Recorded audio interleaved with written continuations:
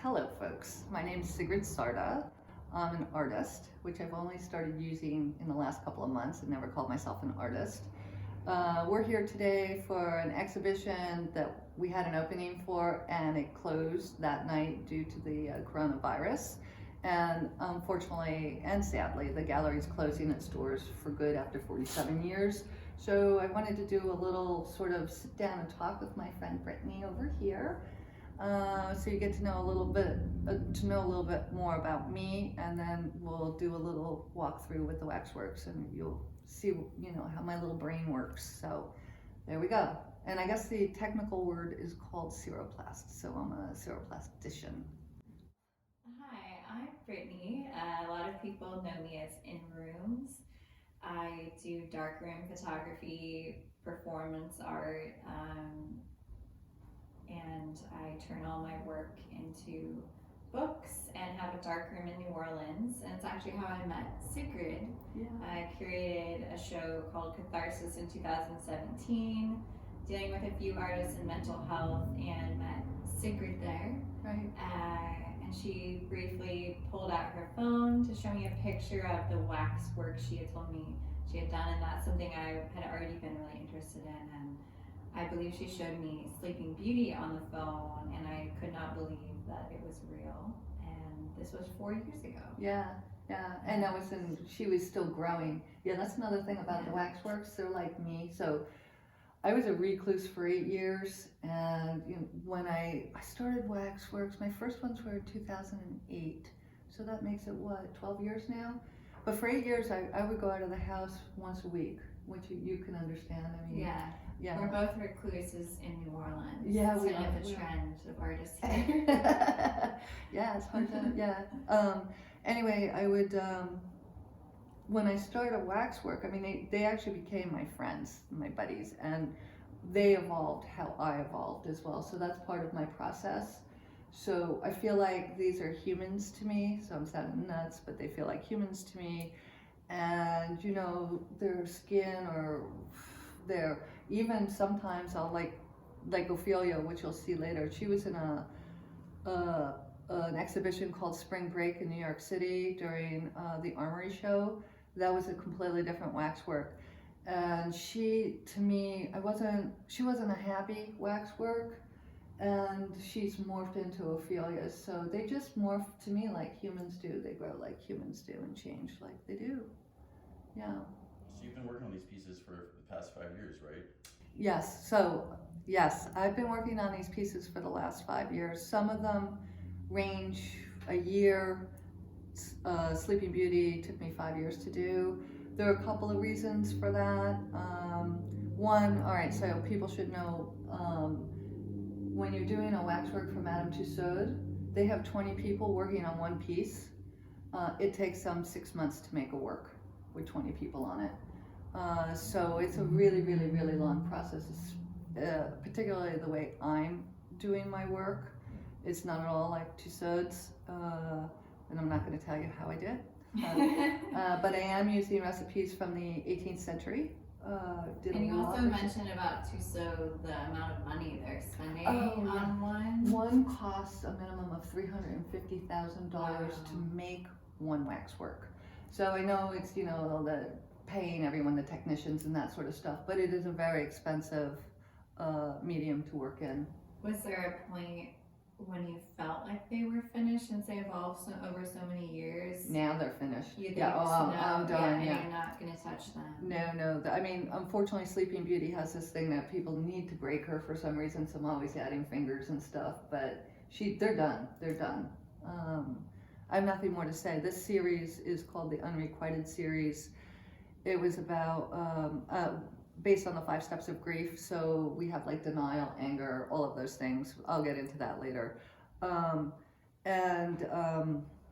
Shit, what was I saying?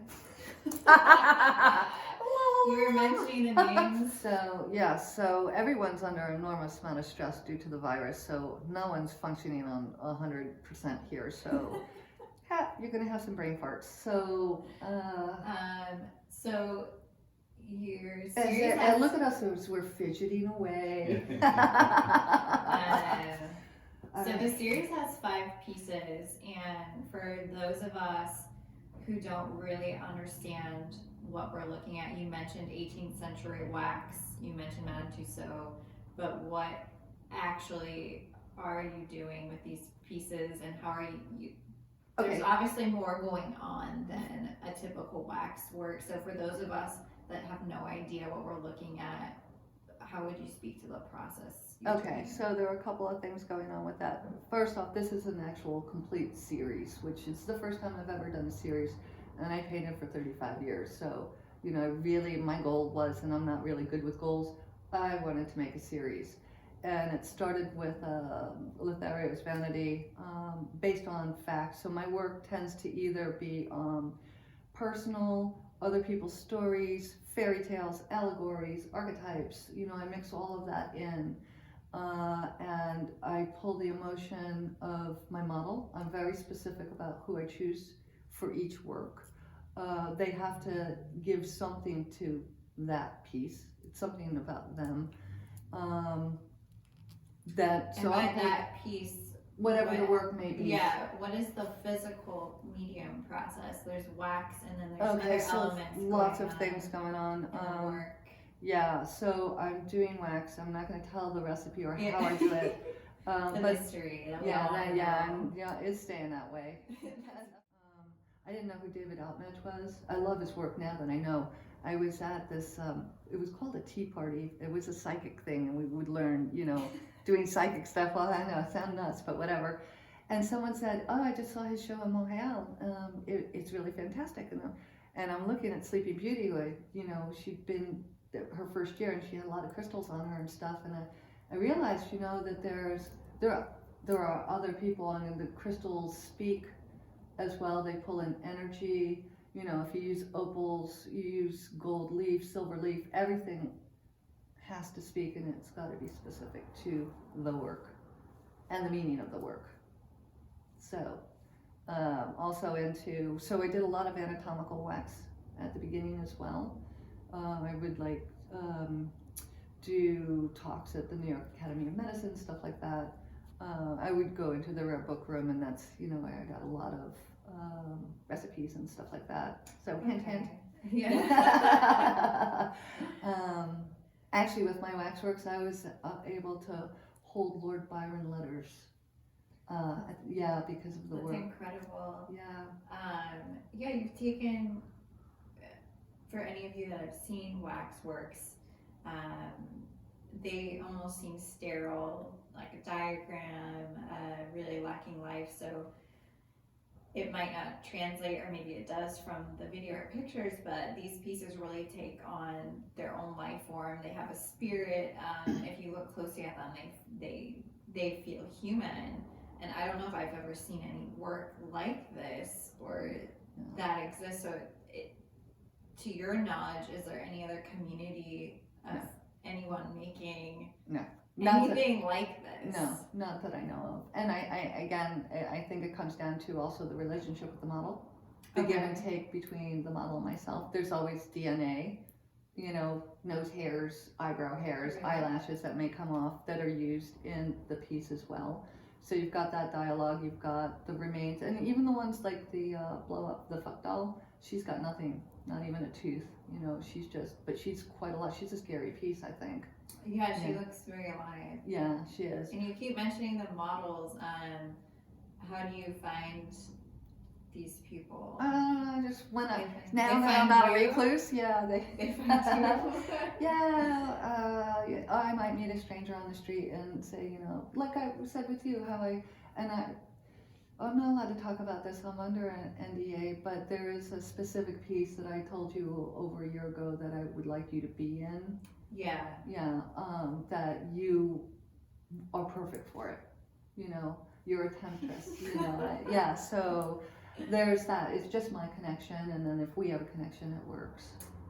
Yeah, I find the same thing too in my work. It's someone's soul and energy becomes a part of the work. Absolutely. So you have to be prepared for that. Yeah. And understand what that will communicate to other people too, and how it affects you. Well, it's interesting because I don't think about how it's going to communicate to other people Oh. whatsoever. You don't? Zero. No. Interesting. Never. No.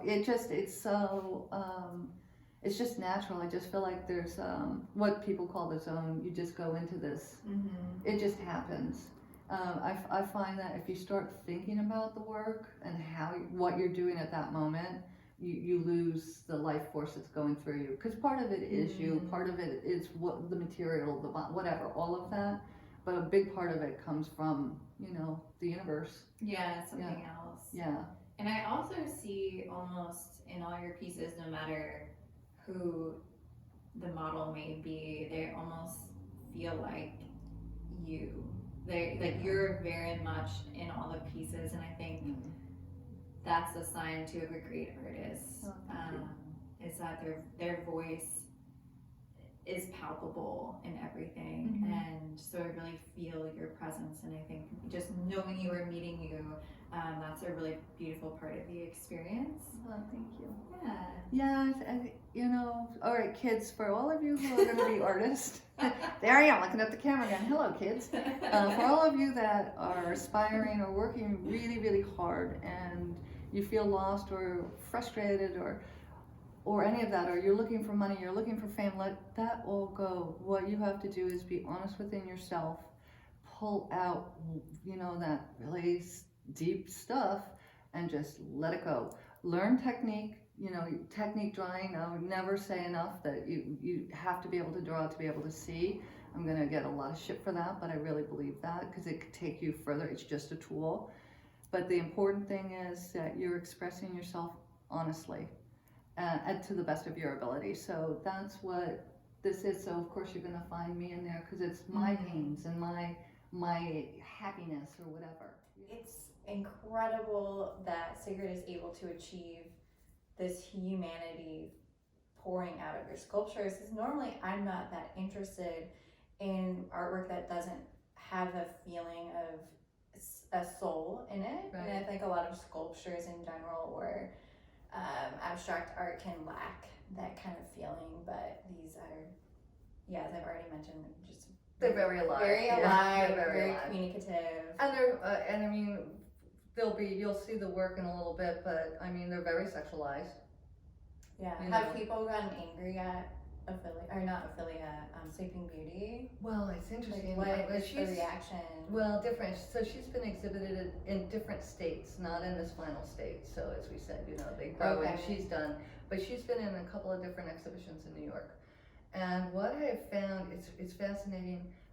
You would see like a couple come up, a man and a woman, and the woman would just be, looking at it and enjoying it, but the guy would be doing like side glances like that. So he wasn't showing like, oh my God, there's human pubic hair there. Oh my God, that's fuckable. Oh, this is really wrong. Is it necrophilia? Is it a poupée? What am I doing? And not showing also the partner that he's with. And I've just seen this with men, Yeah. that they're just not like, they're kind of embarrassed to find her sexual. Yeah, they're uncomfortable. Yeah. You said that you've been painting for the past 35 years, but you just recently started calling yourself an artist. Right. What was that transformation for you? Was there an event or did the universe just I finally lead you? had freaking self-confidence. Okay. I thought I deserved to call myself an artist. I never did before. When you're like 20, it's like, oh, I'm the greatest artist in the world, yada, yada, yada. And that's just, ego when you're a kid, right? And you're, what's the word? You could never die. What's that word? See, this is old age kids. Invincible, all of that sort of stuff.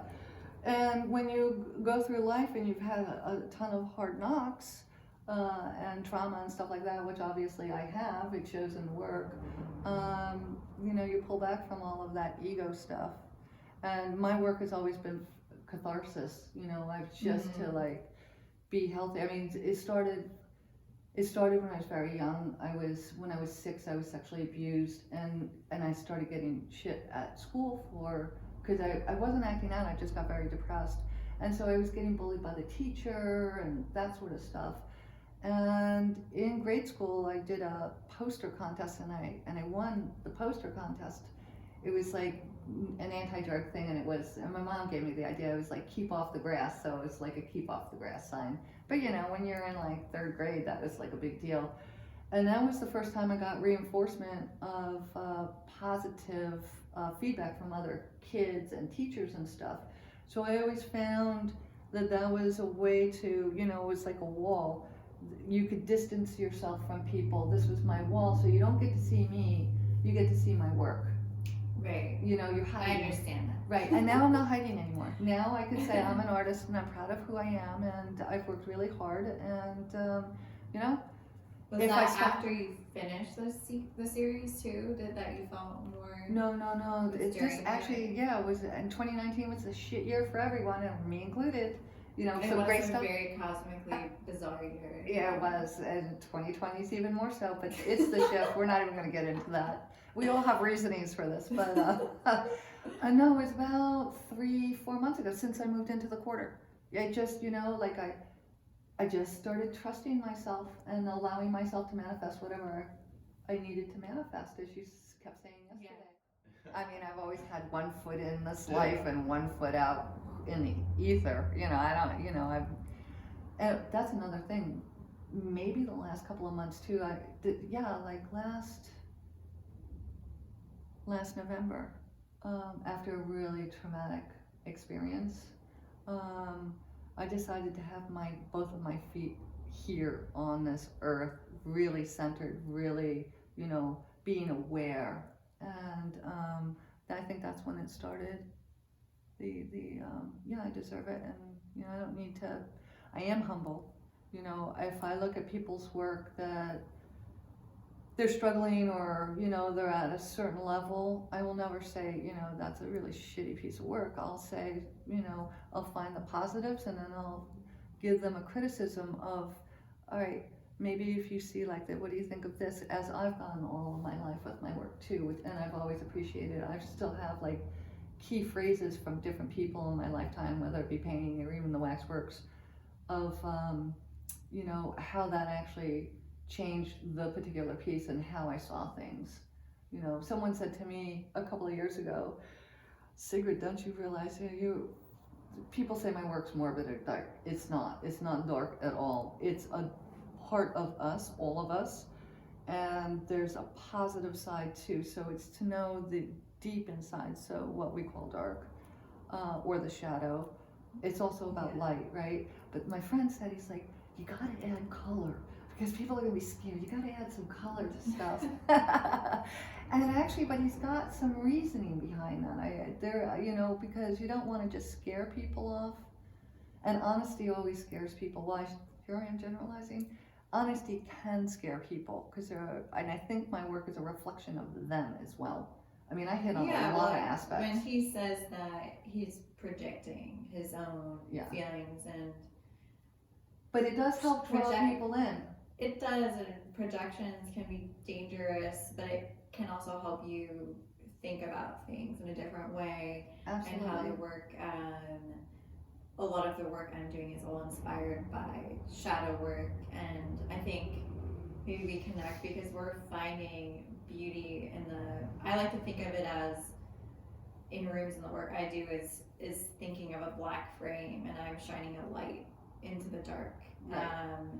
And revealing things that people aren't comfortable looking at, right. But finding beauty in it so that it can be used for healing, and access parts of people that they just can't approach. Right. And so I see that with your work too, like you're finding, I know why people call it dark, because I'm always, oh, you're so dark, and like, have you really spent time with me? Yeah, exactly. Actually, we're the most fun people. Beauty in the pain, because we all experience these things, and okay, and I think that's where two things. I don't think about it; it just happens. I think there's beauty in life, and life has death. Death is part of life. Pain is part of life. You've got to be able to embrace it within yourself, so you can grow and you can experience beauty. I mean, just looking at a bird flying in the sky could be just exquisite. as is looking at, for some people, a skeleton of a deer on the side of the road. Whatever, you know, it's all the same. It's all part of one. I really believe that.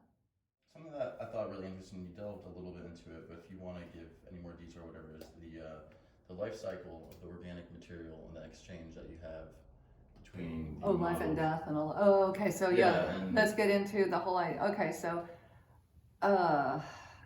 you may know, if you know anything about me, I've been interviewed a lot for how did I get into waxworks, and it came from my father dying, and you know, dealing with him as he was dying, and he was cold and waxy, and it shut me down after a couple years. That's when I stopped painting and I started picking up waxworks.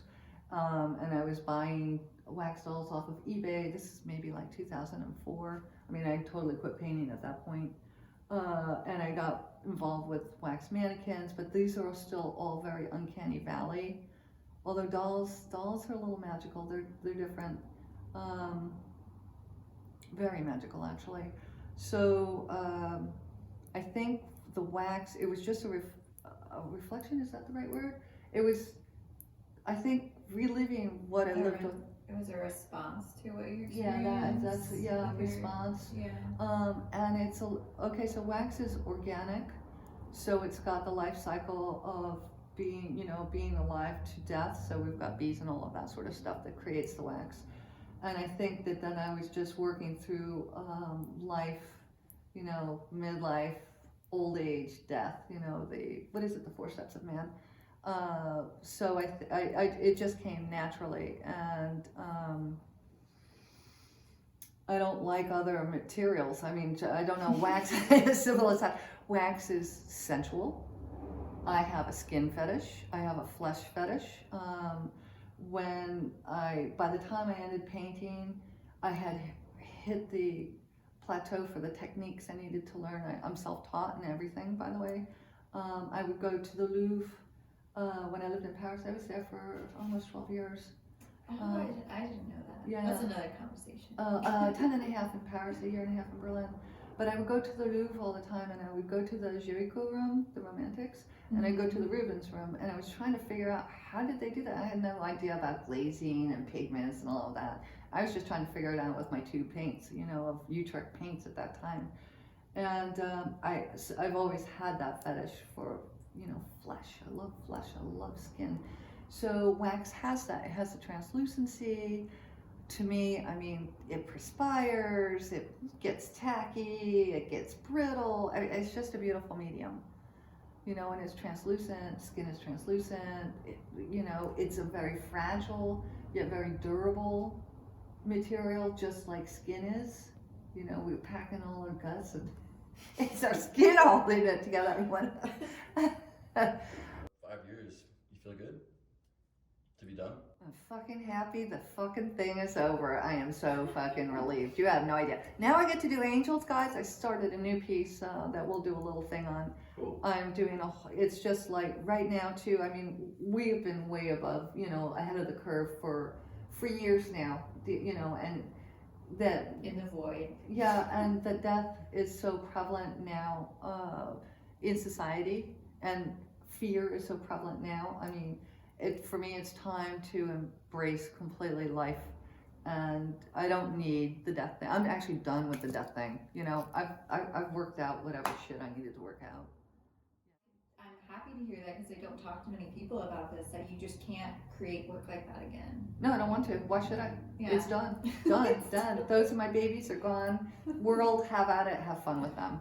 Yeah. And like some pieces, people have wanted to buy some of the work, and it's pricey because it's expensive and it takes years to make, and we're talking 8-10 hour days, 6 hour days, but everything are expensive, and so why shouldn't these be exactly expensive? But I wouldn't sell them singly. I had to finish it. No, I refused to do that. Oh, you won't sell them individually? Well, now I will, Okay. but no, at the time, like I had a buyer for Sleeping Beauty a couple years ago, and I could have, and I just wouldn't do it. I had to have this series complete. And now that it is, I can move on, so that was really important to me.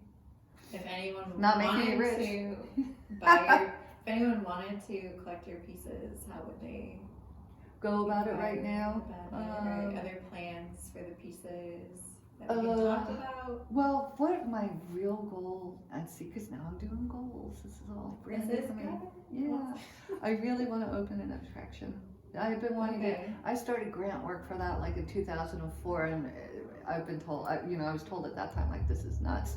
But I really want to just do a major attraction with multimedia, so video, CGI, waxworks. I really want to work with a handful of people that are really top notch and create something that people can.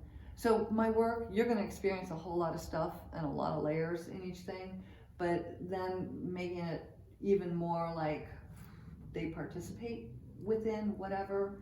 I mean, I have ideas that I'm not going to talk about. So then you'll now. keep the pieces. These guys, no, they're ready to go. I'm done with them. Yeah, David. So they wouldn't be a part of this attraction. No, these are sort of like a feed, giving you an idea of what the attraction could be. Okay. And of course it's going to always be about heaven and hell. That will never change for me. David, I didn't know what David and, Lothario's Vanity. That one's still, that one I'm holding on to for, which one? Lothario, David, Oh, yeah, our David. Everything else can go, yeah. Yeah, so, yeah, I'm done. They can go. They're for the world, they're not for me anymore. So the first work you're going to see, now I'm going to have to read off of my paper because, they've taken so long to make, I can't remember everything anymore. The first one you're going to see that we all nickname Sleeping Beauty, those of us who know her, is called Somnolent Obeisance, and she is denial. So she's denial in the 5 steps of grief. She is referencing a folk tale called Talia, which is the original Sleeping Beauty, by the way, where there was a rape taking place. She was raped by a king while she was sleeping. She gave birth to twins while she was sleeping. She woke up because one was suckling on her breast. The king had gone back to his kingdom. He came back. He just remembered, like, ooh, there's some hot chick who's passed out in the woods. I'm going to go back to her. And she was awake, and he's like, I'm the father of your children, and they're all happy. And so he brings her back to the kingdom. Now, this guy had a queen, and she was furious. So she had the cook put the twins in a kettle and, made them into a stew, served them to the king, tried to blame Talia for it. And at the end, Talia was, they found out it wasn't Talia who did it. So this particular piece was, it has rape, cannibalism, deceit, that sort of stuff was considered the norm. So this particular piece for me, so she, in the 5 steps of grief with unrequited love, in denial, she's in this crystallized state, but not in a higher power sort of crystallized state, but just frozen, dreaming of a Prince Charming, Mr. Perfect to come along, who's never going to come along because he doesn't exist, because that's not how relationships work.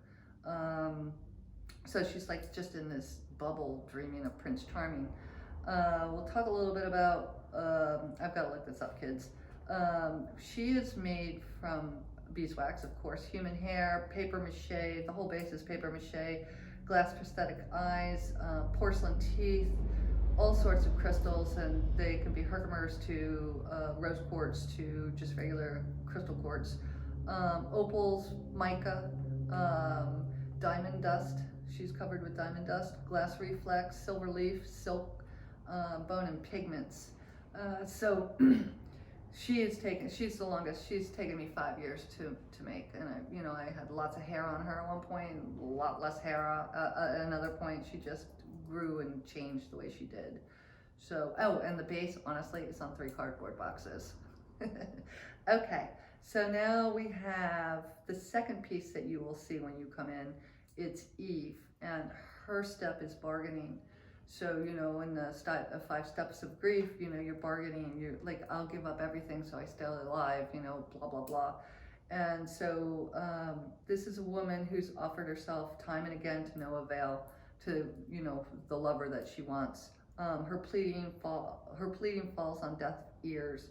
Eventually she becomes fossilized in her pleas, never accepting the person of her desires reality.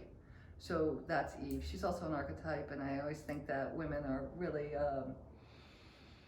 have been in the past, really, I don't want to say put down, but really kept in their place.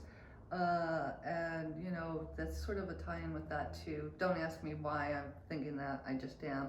Anyway, she is also beeswax, human hair, plaster, glass prosthetic eye, crystals, fossils, black tourmaline, graphite, smalt, diamond dust, a bone, and pigments.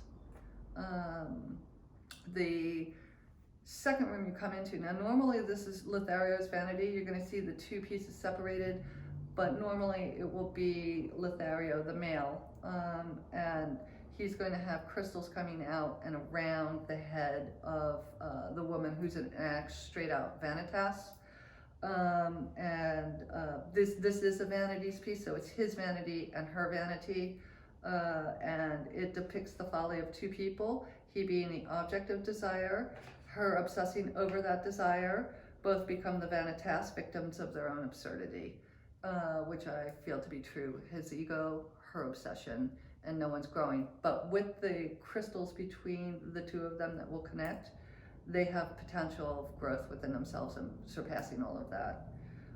Then we come to this really was a hard piece for me to do. I was even horrified when I made this piece. So, like I said, Ophelia, who is depression in the 5 steps of grief, she was originally a piece that I did for spring break called, I think, Charm. And like I said earlier, she wasn't very happy as Charm. She made the perfect Ophelia, and the reason I decided to do sort of a stylized vanitas and something that looked more closer to what a dead body would look like, and she's still a little stylized because, you know, a drowned body is really not a pretty sight. I was interviewed by the Order of the Good Death a couple of years ago. Hello, Sarah. And she asked me a question. Why is it that in our society, in a lot of societies, West and Eastern, we always want to see beautiful dead women, particularly drowning women? So I decided she's not going to be beautiful. We're going to make her closer to what death would be like. So she's being eaten by crawfish, she's in a swamp. It's just not pretty. And yeah, that was a tough piece. I mean, unlike Sleeping Beauty, the denial one, that one was really based on something that was very fuckable, something that was alive, something that, you know, you're really attracted to. And actually, one little thing on that, there was something called Slash, or the Anatomical Venus. They were used back in the 1800s to do anatomical studies. This started actually in the 1700s with 2 priests. They would, one was a doctor, and the cadavers wouldn't last for him to be able to travel around and teach people medicine. So he had the other priest make these anatomical waxworks. So then came the Slash Venus, and she was, you know, something that, again, it comes into necrophilia. And, you know, is she a poupée that you want to have sex with? Is she the beautiful death? Blah, blah, blah. Ophelia was just the opposite of that. There was nothing pretty about Ophelia. Then we come to the acceptance, and it's called Transmutation, or My Skull Gives Head, Let's Wed. That comes from, so My Skull Gives Head, Let's Wed is a monochrome set lyric for one of their songs. So here this one is a self-portrait. So here I am like, oh, you know, I'm accepting my own unrequited love, my own relationship that ended, and I'm still holding on to it, but, you know, I let go, I've transcended, yet here I am right back into the same cycle of like, well, you know, maybe we get married even if I'm dead, you know, I can give you a head. So it's just a little joke. I wanted to go back. Ophelia also, she is, all of these things, they're pretty much the same. It's wax, human hair, prosthetic eyes, porcelain teeth, foam core, silver relief, crawfish, bone and pigments. Transmutation is wax, prosthetic eyes, plaster, crystals, minerals, graphite, smalt, 22 karat gold leaf, silver leaf, and pigments, as is Lothario's vanities, 22 karat gold, leaf, silver leaf, opals, cotton, blah, blah, blah. And then my very last one, she's very different from all the other pieces. She's a lot more, she's not as organic as the other pieces. So she's on a blow up doll's body on a wax head. She's detritus, she's been thrown away because she's been used and abused. She is anger in the 5 steps of grief.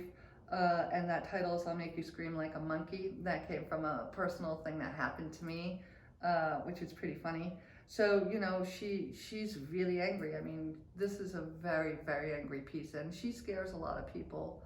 She watches people, and she's just pissed.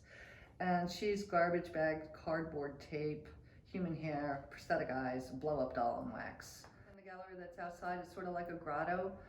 This is called Lothario, Pinocchio in the Uterus.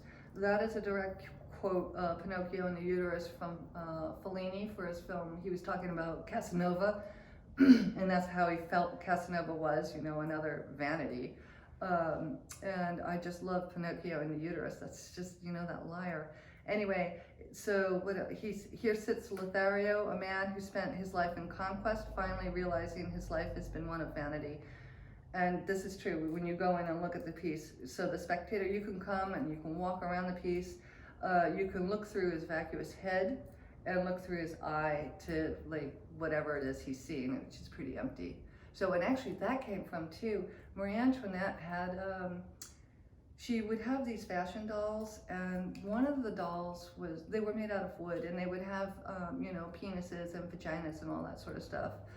One of the dolls they had, I don't remember who it was, but they were laughing at that person. So when you open the top of his skull, it was empty. He was vacuous, and so that was sort of the mindset for that piece.